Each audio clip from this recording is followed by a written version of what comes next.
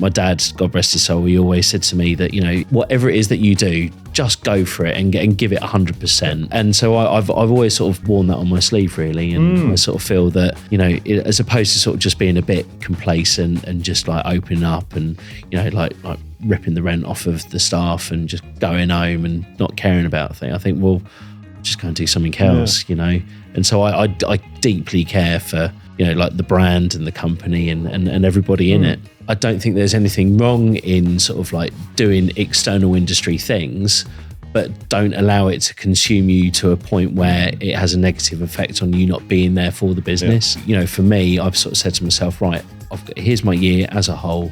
I'm happy to invest some time here and here. I'll still go to Barber Connect. I'll still go to Sun International. Right, but I'm just not going to unnecessarily load myself up with too many commitments that take me away from what is important, which is the business that puts the food on my table. The things that we've done that are about the team or us doing something get way much more interest than a before and after haircut. And the audience don't care about the haircuts. They're done. You can pour your heart and soul into making a haircut look amazing. Take a photo of it, go, oh mate, that's gonna pop off, and it just hardly gets three mates. Hardly gets any engagement whatsoever. No, it's a tough shout. And then you've gone the other side now, where you'll find there is clients, you can see their backs go up as soon as the barber brings his ring light out. It's I'm just coming for a haircut, mate. Welcome to The Noble Barber. This is a podcast for barbers by barbers, cutting through the crap of the industry. We all want to know how our businesses can run better. I want to talk to people who've done it, messed it up and got it right second time round, and can tell us the way that you and I can make our businesses better. Hi, welcome to another episode of The Noble Barber. Had a great chat with Alex once already, and we wanted to continue the chat, so we've gone for a part 2, if that's all right. Really focusing a bit more. I think the last time we spoke a lot about you, Alex, and now this, I think we agreed it'd be nice to have a bit more of a talk about Teddy Edwards and the way that's impacted yours and everyone else's life. Yeah, absolutely. So as you said previously, you're a decade in. Yeah. And I think one thing I said to you when I first met you was I'm always amazed that you've got your 3 stores, you've got all your people, and then you're so active. You pop up in so much stuff, whether it's fellowship stuff or competition or magazine. You seem to have this kind of, I thought there was maybe 2 or 3 of you. And how that's been, have you been doing that over, for me, my perception's probably over the last year, 18 months? Or has that been longer for you? I suppose it's been a longer thing in the making. Last year was a big year anyway. I went for quite a few awards last year, to which we were nominated in the end. We were sort of finalists for 3 in the end, which was a huge honour by Modern Barber magazine. Great bunch of guys. It's a fantastic company that are really sort of driving the standards. So to be sort of sharing names and being sort of finalists in such a sort of a like amazing company like Modern Barber is amazing, really. So I'm fucking waffling there. What did you finalise in? So you got interior, didn't you? Was that for Worthing? So Worthing got best shop interior. And then we got best client experience for Worthing as well. Yeah. And then I was finalist for best all round barber. Yeah, so it was a big thing. But a lot of work, a lot of effort into that. It is a lot of work. I think it occupies your bandwidth quite a lot. When you get given the notification that you've ended up becoming a finalist, it does take up a lot of your bandwidth, even though you think that it doesn't. I think you then want to like keep up with the Joneses and sort of keep up your social media and drive that forward, and sort of you want to stand out from the crowd and do your bit in the vain hope that you scoop the gong, nudge it up. So it does take up a lot of your time and a lot of the effort, and I advise anyone out there that is looking to do it is just to approach it with a bit of caution, because it's not easy to keep your eye on the ball within the business, whether it's, you're just running your own micro business under a barbershop, or whether you do have a salon yourself, and you've got to like manage the teams effectively and manage your own client base effectively. You've still got that bit to look after as well. So and then as far as like the fellowship goes, it's an initiative out there which is great for networking. It puts you in touch with people that you normally wouldn't get to meet. I made some great friends through the fellowship, and so it made some real good lifelong friends. And again, it's good to meet other salon owners, that have different experiences that you can draw from and also share yourself.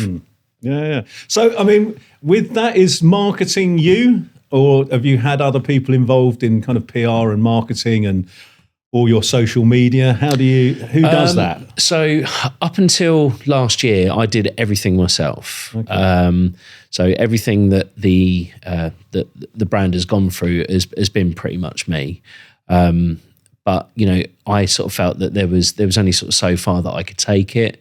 So last year, I sort of partners up with Julie Gibb from Gorgeous PR. Okay, yeah. Absolute legend. Shout out to Julie, an amazing woman, and she's been like invaluable, really.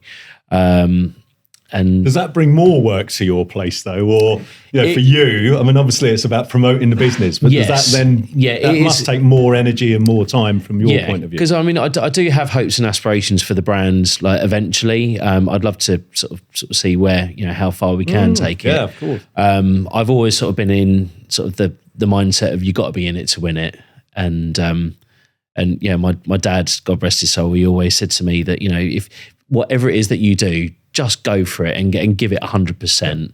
And so I've always sort of worn that on my sleeve, really. And I sort of feel that, as opposed to sort of just being a bit complacent and just like opening up and, like ripping the rent off of the staff and just going home and not caring about things, I think, well, just go and do something else, And so I deeply care for, like the brand and the company and everybody in it.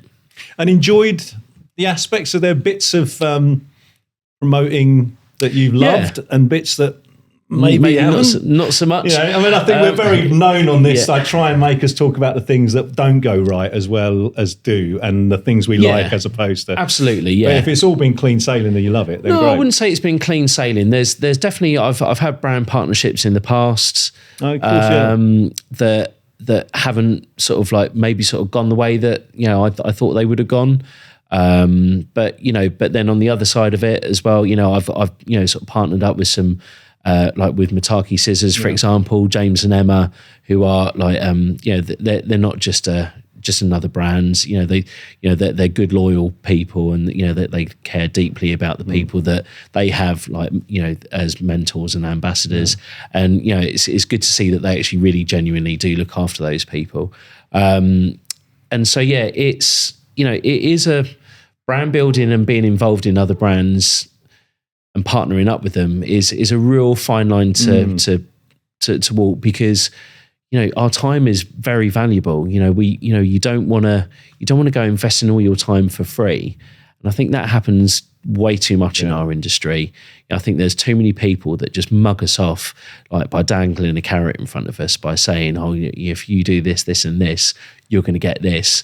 And then they don't, and it's like, we're professionals, and, we've got, families to feed and roofs to put over our head. So, I think we're all physically working quite hard along the way as well. Absolutely. When I go to, any of the exhibitions or any of the seminars and that kind of stuff, you can see, so many of those people are doing it for nothing. Yeah. Or doing it to build themselves, build their profile, or, or just to give back. Yeah. And that's time consuming. It's really time consuming. And I think, if everyone can sort of shift their mindset a little bit of like that, they're happy to maybe sort of like invest like 10% of their year into some things that they're probably not going to like earn any money out of. But I also think that being active and involved within the industry also kind of helps us to elevate that industry. So I think it's about being clear of what you're getting out of the time spent, and again, it's like photo shoots. I shudder to think the amount of money that people spend on photo shoots and don't do anything with it, or don't get the necessary mileage out of those photo shoots as well. I mean, we've had some photographers on here, and we've spoken to Ian Harold's done quite a lot with American Crew and all that kind of thing. And you've had a couple of good collections. Yeah. So I work with Chris Bielzik, who I've known for many years. We kind of almost sort of started roughly about the same time. His studio was like one road away from our original shop. So he came in one day just drumming up business, and we've been good friends ever since. And so So what do you do with your? I mean, so let's go for what do you do with yours, and how do you get the money's worth out of it? And what do you expect to spend on a collection? Well, I mean, it's hard to sort of quantify because each time we've done it, it's been for a different reason. So there was once it was for the American All-Star Challenge, the American Crew All-Star Challenge. So it was one for that. And then the other ones, I enjoy doing them because it's almost like it's the creative side of the process that I just love doing. For me, it breaks the ear up. Instead of just stood behind the chair day in, day out, cutting hair. It's like, right, well, I have all these ideas locked up in my head, especially like when, I'm just sat around just chilling and relaxing and maybe having a few drinks, whatever. I think, wouldn't it be cool if you could do this? And doing photo shoots allows you to pure creativity. Yeah, and it's great. You can get the team inspired as well. So like on the last photo shoot, we got James and Charlie involved, and and I got them to assist me and sort of share that vision. So yeah, it was good. There's a lot of photography now being created. Yeah, and I guess there's more and more outlets for it. Like also, Modern Barber. There's places that are running them. Do you feel that you got a good vehicle through, or is it Julie that's really kind of helped feed those photos into the business? I don't know. Again, it's I don't think you can just sort of like hire a PR and expect them to do all the work. You've got to be driving it yourself as well. And for me, especially, if I'm like flicking through like the latest copy of Modern Barber, for example, and I'm like looking at the photo shoots, I'm not sort of playing down to like what other work people produce, but I just think, I always sort of try and like put our own stamp on it and put our own little twist on things, just so you stand out from the crowd a little bit more. I always try and think, what can we do different? And I love the idea of sort of, as I say, just sort of like pushing that creative boundary a bit. And it's getting that idea, which always seems quite clear in your head, that what Teddies mean or Teddy Edwards mean. Do you call it Teddies or is it Teddy? Yeah, it is Teddy's, Teddy Edwards. That's what it means. You've got a good, clear idea of what it stands for, what it should be. Well, I've always been driven by the fact that that the shops, I always sort of try and sort of separate the look of the shops from like the sort of blueprint that everybody else sort of seems to follow. I try to make them look a little bit unique, and try to make them sort of stand out from the crowd a little bit to, attract customers, but also to, attract, future potential staff as well. Yep. So, I like to sort of try and create an environment. Like the one thing I've always said is that, like Teddy's is for me is always like the barbershop that I always wish that I could have worked in myself. And I always got fed up of working in like the drab, boring barbershop, and sort of, where it was just all a little bit. And I think, well, it's really creative space. Why isn't the room creative? So I try to have fun with that, and I think that then bleeds on into like the social media work that we do and the photo shoot, all the editorial stuff, is just trying to sort of just put your own little twist on it and have fun with it. Yeah. That's the thing is. And so with your social media, that's something is that you, or have you got all the team kind of, is there a regular nag going around that people should take some pictures of what they're up to? Or have you got people that collaborate and want to do it and send you way more than you actually can use? I've got a bit of both. I've got, some of the guys that work for me just they either don't want to do it or they don't have the confidence to do it. But I keep trying to push people to just get involved and just send me whatever there is. And I've noticed that, especially with a few of them, even over like the last year, where they've just forced themselves to do it and just like put a bit of trust in the process, that they've actually then, just through doing it, they're getting better. And, I started my sort of journey on the social media. I kind of started ramping it up about a year and a half ago. And when you look at like the one that I did a year and a half ago, like the first reel that I did, it was shocking. It was crap. Like, whereas, you just keep learning each time. And I just think about the long game, trust the process. And it's amazing the amount of people that come to me and say, oh, who does your social media? I say, well, it's me. And they're like, oh, really? And it's, But you got to start. I mean, not for me to say that the first one of these was terrible, but, the more you do these things, the more Absolutely. the more natural it becomes. And I think it's social media again. I mean, that's another podcast all in itself about like how much time you should invest in it and what you expect to get out of it. But I've spent money in the past with like people to come in and take photos and do all the posting, and the customers just don't engage with it at all. Whereas, I don't know, for whatever reason, if I put something up, it's almost like our audience knows that it's us putting it up and not a third party. And I just try to sort of almost like convey the mood and the atmosphere of all the shops to attract new customers and just to keep people updated on what we're doing. I think that's it. Everything does have its personality. We certainly see that, the things that we've done that are about the team or us doing something get way much more interest than a before and after haircut. And the audience don't care about the haircuts. They're done. You can pour your heart and soul into making a haircut look amazing. Take a photo of it. Go, oh mate, that's gonna pop off, and it just hardly gets three mates. Hardly gets any engagement whatsoever. No, it's a tough shout. And then you've gone the other side now, where you'll find there is clients you can see their backs go up as soon as the barber brings his ring light out. It's I'm just coming for a haircut, mate. Yeah. And it's and it's communicating to customers and just sort of saying, look, do you mind if I just do this? And even if I'm big part. And even if I'm going around the shop and just doing like a bit of a team mood thing, I do say to customers, do you mind being in this? It's again just being sensitive and being professional. Yeah, no, definitely. But business wise, we run things like we're properly opposite ends of it, because I go for all my staff are employed, and that's what we do, and you run your business really differently, and your company's bigger than my company, so yours is presumably doing all right. How does that work? How do you lay that out? How do you, I guess with self-employed, the same questions tend to come up of, how do you deal with staff training? How do you deal with the actual day-to-day? And can you build a team of self-employed business owners and still get that team dynamic?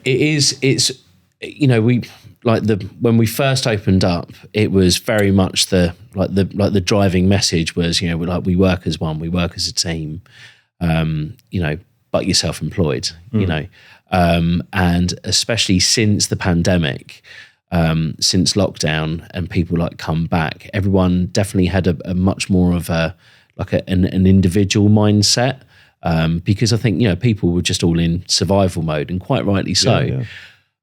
So I'm working really hard currently at the moment to kind of get that kind of mentality back into the shop, because, on one hand, you have a clear vision for the business of how that should look and how everyone should be treated. But at the same point, people still got to earn money, and we can't afford to put people on a wage, and our staff can't afford to be put on a wage because they've been self-employed. So so it's a real tightrope, and it's something that we're working on all the time at the moment to kind of unify everything and make sure that everything is watertight. So if you do get the government come knocking at your door, that we can turn around to them and say, look, we're a fully operational and legitimate business. I think that's the big bit. When I think I speak to a lot of people who have a self-employed model, but very few people want to talk about it. Because it's not properly nailed down. You know what I mean? And I think, again, like we're saying, that there's all this grey area, I think with a lot of self-employed, when it's clean and it's tidy and it's right, fantastic. But I think there's an awful lot that are grey. Well, there's that old phrase, isn't it? Is that strong fences make good neighbours, you know, Yeah. and I think that, you know, that really applies, especially when, you know, in our industry where things are sort of a bit like ambiguous and vague. You know, it's like, where do people stand? And it's about communicating with your staff in the right way so that everybody does know where they stand. And, you know, I like to think with the work that we're putting in at the minute is that everyone can have their cake and eat it. But it's about establishing those boundaries at the beginning and saying, like, look, in order for the business to survive and for you to run your business under the roof of this, the business needs to be watertight. Yeah. And that's, as we've said previously, that kind of, there's definitely something that's going to be coming through our industry that the authorities are taking a strong look at more 100%. and more. It's on the horizon. And it's coming. Yeah. You know, and all you can do is just make sure that you've not got any leaks and everything. Yeah, we just want to be ahead of the curve. And that's, perfect. And I think ultimately, you know, the people that are working in your building will appreciate that because it keeps it clean. And it keeps everything, you know, completely secure for everyone. You know, everyone's livelihoods isn't affected because, you know, all we're doing is like adjusting the back end of it so that nothing changes at the front end, i.e. the shop. You know, so the day-to-day workings of the shop still stay the same. But each of your team will end up with their under a proper contract, that you have a proper all your paperwork. And that's the big bit that when I speak certainly to younger guys or younger barbers, that it's so vague. They've got nothing written down. Their rent seems to change quite dramatically. Yeah. They're on a percentage that they're not taking their own money, everything's going through the central and then they're paid a portion, and that changes because towel rental suddenly goes, you know what I mean? And there's all this kind of, and I listen to some people and I'm like, mate, you're just not self-employed. No. You've got no autonomy, you've got no control. And it's through networking that, you know, I've come to meet Joe Mills from Wolfco, and he's been like invaluable for me, you know, and I fully hold my hands up that, you know, that I wouldn't be in the position where I am now had it not been for, you know, networking and meeting other barbershop owners and salon owners and, you know, getting the right advice. And I think, you know, it's what we were brushing upon earlier about how lonely it can be being a business owner sometimes. And actually, if you're humble enough to, you know, to have a bit of a shout out and say, you know, can you please help me? You know, this area of the industry, you know, just bakes my brain a little bit and I don't know where to turn or what to do. Instead of just ignoring it, is I actually ask for help. Yeah. And it's amazing the amount of people out there that are willing to help. No, I mean, I think that's been the amazing thing that certainly in the last year, 2 years, I've really come to aware of as a business community. It's amazing. Yeah. Yeah, there are people out there. But, you know, equally, I think, I certainly, I've got no problem with whatever model works. Yeah, for me, we go with self-employed. I work I go with employed. We work hard to get the clients in. That's what we do. And then the guys know what they're earning and they know what they're doing. And that's my model and it's fine. Yeah. Yeah. The only bit I always concern myself about how legitimate our industry is that this grey area. Yeah. That, you know, I really, really want to encourage everyone who is running a model that's got businesses within their business, or their businesses that are within, that they get that clean and tidy, because it's definitely going to change. It's going to be painful for a lot of people, and it's already painful in our industry now anyway. So getting that tidy, it's just vital. You've definitely got to have your housekeeping in order. And it's, you know, it's about, as I say, like reaching out to people. If you don't know, you know, what to do and how to do it, is just reach out. You know, I'm sure that, you know, anyone listening to this that owns a barbershop knows at least one other barbershop owner. So just go and speak to them and see what they're doing. And as you said earlier, it's almost like we've had a bit of a culture of, don't sort of talk about don't the back talk end. about it. Exactly that. And I think we do need to talk about it because it's going to be forced upon us at some point. And, please, do get in touch with us and we'll find people to bounce round to you. I really think as an industry, the more legitimate, the more confident we are that you can shine lights into any of our corners, the better. And anyone listening to this podcast as well, please feel free to DM me on either like the Teddy Edwards page or my own personal page. I'll be more than happy to. No, we'll make sure that your link goes on there. But no, I do think that it's really, really important. And equally for your team, you sound like you've got a great team of people. Yeah, they are. They're just an amazing crew of people. And, excitedly, we've just taken on a new guy 2 weeks ago. And we've got somebody starting over in the Worthing shop soon. But yeah, apart from that, everyone's been there for a long time. And, it's great to see. And I love sort of like building the teams up. It's a bit like football team management. That's exactly it. It's like FIFA, but real. Yeah. But on that, I guess the other conversation that comes up about the self-employed is, and certainly at the moment where we're finding less and less apprentices coming into the hair and the barbering industry. Do you train? Do you take on graduates? We haven't at the moment, but I'm keen to. But again, it's I think this is a bit of a recurring theme at the moment is, recently I was at the one of Barber magazine offices where they invited a load of people from like around the country to come and sort of sit around the table and sort of discuss the industry like moving forward.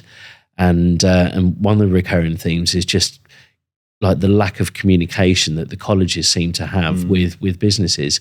I've been trying to communicate to like the local colleges saying, I'm here, let me try and be involved and like help out in, whichever way that I can to sort of see, what new blood we've got coming through. Yeah. And you're not really kind of getting anything back. And it's, I think it's a real divide. I mean, having had a lot of conversation, I'm still really trying to get one of the government-backed colleges to come on here, but I've yet to find one, but I'll get there. If you're there, get in touch. And certainly, London School of Barbering, really compliant when you're looking and chatting with them. We've had Phil Jarman on, who's got his Top academy and obviously Men Fed, and we've spoken to a variety of people about the training, and there does seem to be this disconnect, that doesn't quite bring through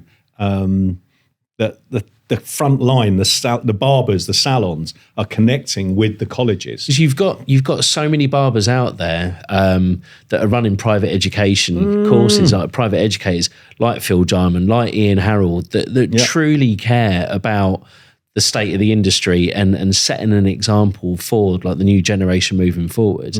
But it just sort of feels that at the moment that we're just not being heard to like the government backed. Educational premises. I had a good chat with Adam Sloan, who's done a huge amount with that. Who again, look at the podcast; it's really good because of Adam, not because of me. Well, maybe. But it is really good, and he is saying, reach out, talk to, but it's very difficult. It's really hard. We have a couple of really large, colleges on this footprint. And, it's very hard to get hold of anyone. And the quality of the education isn't great. Yeah. Even to the extent of us wanting to go in and go, well, look, we'll work with you. We're happy to comply. We'd be happy to find some time to come in and educate within the college. Yeah. And it's really hard to move that through. So, I guess maybe voices in numbers, the more we can contact our colleges, the more we can annoy them. Absolutely. We can maybe upturn it. But it's definitely us. I feel our industry is trying to knock on the door, and maybe we're knocking a bit quietly. Well, I even had a guy last year approach us at the shop saying, I want to do a hairdressing apprenticeship. Can I come to you? I said, yeah. I said, well, look, is there a way that we can be like involved in your training? And so he then went back to the college, and he was getting nothing back from the college, and like he was saying, like, look, I've got a place where I can work. So it's either, but I couldn't at the time afford to put him on the payroll because the Worthing shop was still in its, it's still quite new. And, and I was saying to him, like, look, just get them to give me a call and maybe we can have a chat about some form of like government backing, but it's just no, not it's there. not. It's a real toughie. It is a difficult one. But you'll be open to the idea? I mean, 100%. Because obviously from that point of view, presumably your apprentices would then end up as your only employees. Yeah. Which would obviously come out of your pocket. Yeah. And which is great. Yeah. But, I think that's something that as an industry, we really need to turn around because, as good as there are people out there, I'm speaking to so many when we recruit of people who are turning up that are self-taught. Yeah. And again, I guess that, some of their clipper work is okay, some of their scissor work is okay, but they're not getting the discipline of an apprenticeship. They're not covering every aspect. There's lots of holes in it. And is that really what we think of our own industry? That we're happy to kind of go, oh no, you can learn this at home in front of your YouTube and be done. But I suppose the flip side to that as well is that I'm staggered at the level of skill that a lot of the newcomers have nowadays. Like, there are people that are cutting for, I don't know, like 1, 2 or 3 years that I could only dreamt of being that good in the time that I was doing it. So I think, that there does seem to be. I think the ones that are, I think if you're committed and you've got, and you're getting good, it is because you are committed. I think the definitely. kind of, I've got a natural flair for it. Yeah, you've got to be invested. Yeah. And I think if you are invested, then if your teacher's going to be the person throwing a YouTube, throwing it online, then that's great. But you're not going to do it just learning a few fades and be done. And it is amazing to sort of see, I've got like one of my guys in particular, he's just like, just hungry for all that knowledge. And, he just signs up for all the online courses and you can see that in his work, and it's great to see. No, that's fantastic. Yeah, it is. I mean, it's a wash with education out there now. So going forward, Teddy Edwards, 24. How's that go? What's the vision? Well, so the vision really. So this year, I'm taking a bit of a year off from all the competitions and all the awards. Maybe and I should apply this year. Then. No, I've just decided to just to really double down on all 3 shops and just focus completely on like all the teams, all the customers, and just maximize the shops as much as I possibly can. We did have a project a couple of years ago where, I partnered up with somebody and again, another carrot got dangled in front of me, right. Where we were, sort of sold a bit of a pipe dream and it was, we were going to open up multiple branches. But I come to the realization that's just not me. I was spending more time in the office and less time behind the chair, and I hated every second of it. Since I've sort of made that commitment to be back out on the floor again and integrate myself within the teams again, I personally have been a lot happier because I'm doing what I enjoy doing and what I love doing. And I've just decided, right, we've got 3 shops.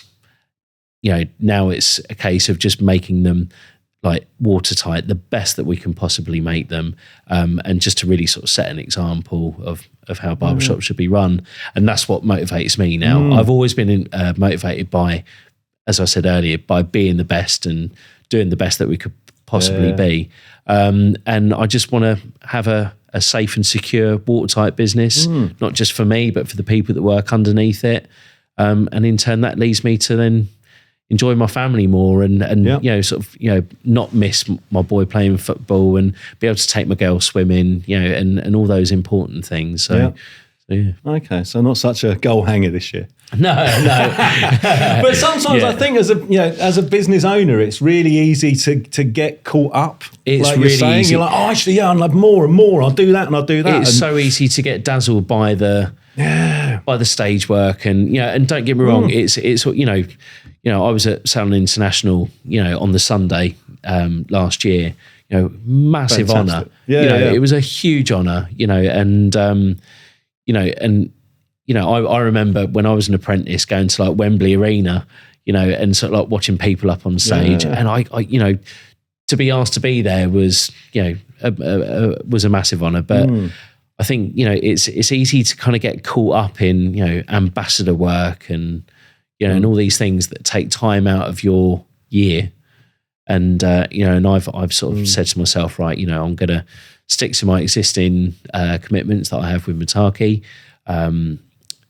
because they support me, so I support them. And from here on in, over next year, I'm just going to completely focus double down on the businesses and just, sort them leaky buckets. Well, I think that is that. You end up thinking you've got to be everywhere, all at once, and all that kind of stuff. Where actually the thing that we all love, and I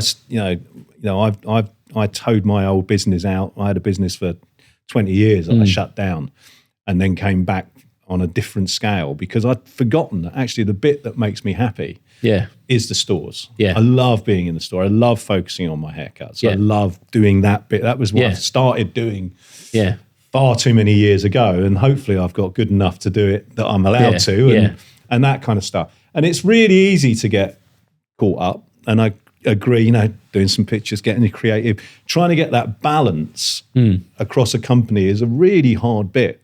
It's to keep that seesaw level, because you can suddenly go and you get your head turned, and then everything goes in that direction. And it's not always the right decision. Just because we own the place doesn't always mean we're making the right shouts. Sometimes you're like, actually, and to be brave enough to kind of go, you know what? Let's go back over there and have another look. And I think, it's, you see like money spending experts, sort of saying that, like with your monthly budget, you've got to like allocate 10% to this and 70% to this. And I think, the same goes in business is that I don't think there's anything wrong in sort of like doing external industry things, but don't allow it to consume you to a point where it has a negative effect on you not being there for the business. So, for me, I've sort of said to myself, right, here's my year as a whole. I'm happy to invest some time here, and here. I'll still go to Barber Connect. I'll still go to Sun International. But I'm just not going to unnecessarily load myself up with too many commitments that take me away from what is important, which is the business that puts the food on my table. Well, I think that's it. You kind of hear, I think it was probably coined via X Factor or something. It's 110%, 120, 150, 200%. And it's a terrible, I'm not defending maths, but it's wrong. But we've got to bear in mind there is only 100% of Alex. There's 100% of your 7 days a week, and you've got percent you want to give to your family, a percentage you want to give to your clients, and And I think you can just get torn. And if you are giving yourself 110%, you're just losing 10% from somewhere else. You're either leaving the salon alone too much, or leaving the chair alone too much, or you're leaving the family alone too much, or do you know what I mean? And then your own friends, and it's gone. There's, I've definitely sort of been aware of, not being around for friends at certain times because I've just been, committed to the shops all the time, and so, especially in a day of like sort of, looking after your mental health and looking after your well-being, is that, you have to allocate some time for yourself. Yeah. Definitely. And I think that's the bit. And I think it's a very sensible move to stop and recalibrate and rethink. Because and that's definitely what I'm doing. I'm just taking stock in what we've already got and going, right, let's just make that good. No, mate, really appreciate a good, honest chat. It's been really lovely to meet you. And you. And I really appreciated your time. Thank you so Buddy, much. Thanks very much. And hopefully we'll see if we get you back for part 3 and part 4 in the rest of the year. See you in 12 months' time. Beautiful. Thank you very much. And that's it. Thank you for watching this episode of The Noble Barber. If you liked it, please do like and subscribe. If you've got comments of what we should be doing in future, please give us your questions and we'll try and find an expert to talk to. Or if you're the expert and you want to come on here and help, stay in touch, we'll get you on. Come and join us on the sofa.